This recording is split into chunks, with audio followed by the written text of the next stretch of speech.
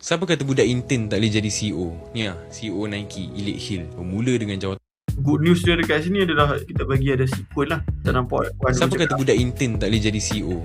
lepas tu baru Keluar tajuk. kita punya target duduk berjalan. Lepas tu masuk sampai dekat intern ni baru tadi biro kita masuk. So good news dia dekat sini kita perasan juga sequence tu ada. Cumanya daripada segi timing lah, nak bagi rasa dia lembut lagi lah. Kalau yang saya boleh suggest dekat sini, saya nampak yang bagi dia jadi laju tu, keadaan semua benda ni laju sebab kita tengok title ni laju. Oh, dia type tu laju Nike, Elite Hill.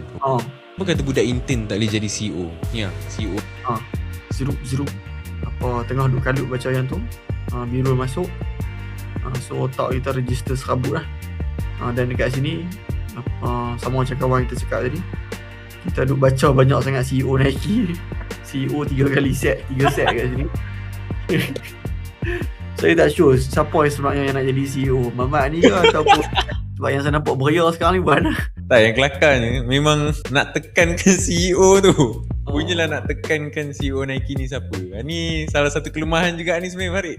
Tak perasan tau benda ni, serius tak perasan. Macam saya tak perasan benda ni sebenarnya satu gangguan.